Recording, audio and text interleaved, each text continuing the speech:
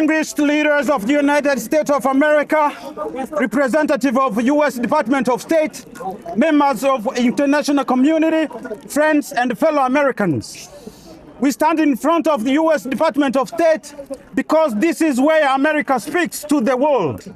This is where policies are shaped, where values are defended, and where leadership can choose to protect human life or remain silent.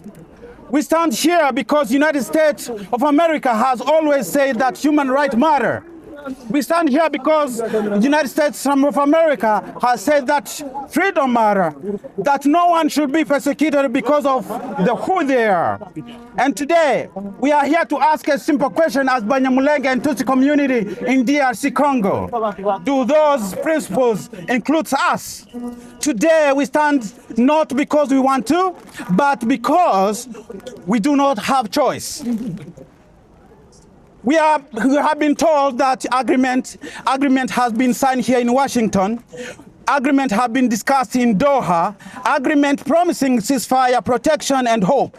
But we ask this question: do this peace exist?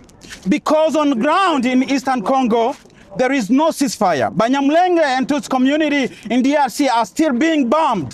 There is no protection. There is only fear. While papers are being signed in conference room, our people in Minembwe and Masisi are being buried. While leaders are shaking hands, families are running for their lives. While the world speaks to the peace processes, in Minembwe we are living through destruction of schools, hospitals, churches, and homes. Let us be clear. The Banyamulenge Tutsi community in DRC Congo are being targeted. Not because of what they have done, but because of who they are, because they are Tutsis. We want you to feel this, not just hearing this.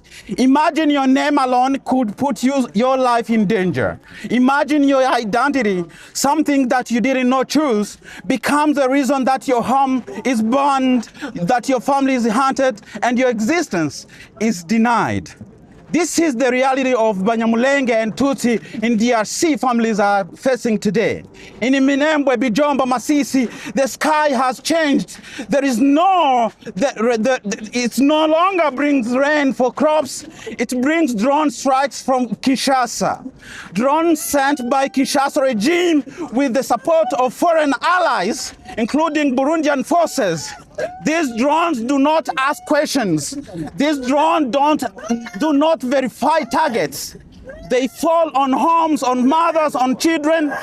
We speak for the families who no longer sleep through the night because the night is when fear grows louder. We speak for the parent who must decide, do we stay and risk being bombed, or do we run and risk starvation? We speak for the children who have learned to recognize the sound of death before they learn to write their own names. Peace has nothing if it doesn't protect human life. This is diplomatic failure. A failure where words exist, but action does not. A failure where agreements signed, but not enforced.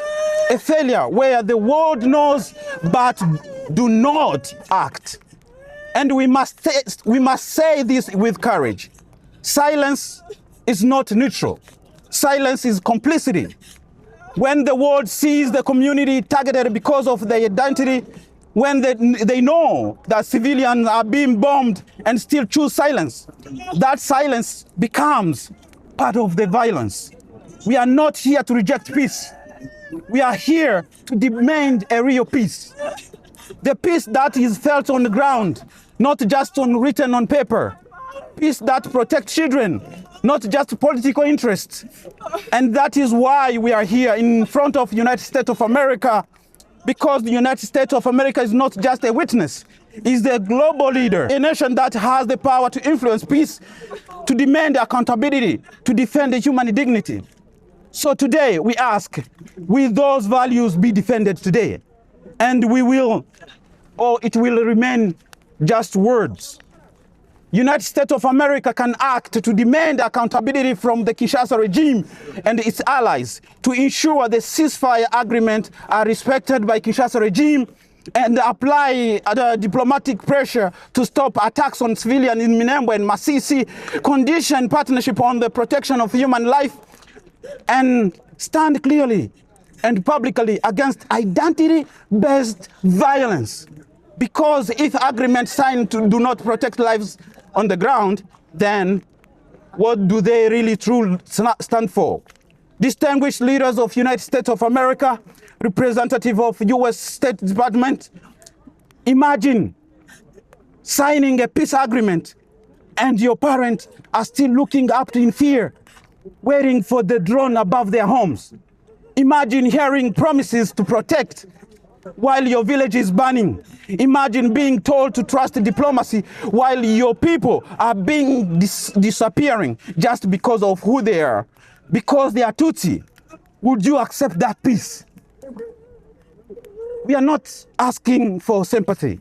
We are asking for accountability. We are asking for action. We are asking for protection. Because today it is Banyamulenge. Today it is the Tutsi community in DRC. But tomorrow, if silence continues, it could be anyone. We refuse to accept a peace that does not protect our families. We refuse to accept a diplomacy that is ignore our sufferings. We refuse to disappear quietly just because we are minority Tutsi. No more empty agreement. No more silence. No more complicity. Our people are still being bombed in Minembwe. Our community are still under attack. And Congo is killing Tutsi. And today we stand here in front of United States of America to demand that our lives matter. Thank you so much.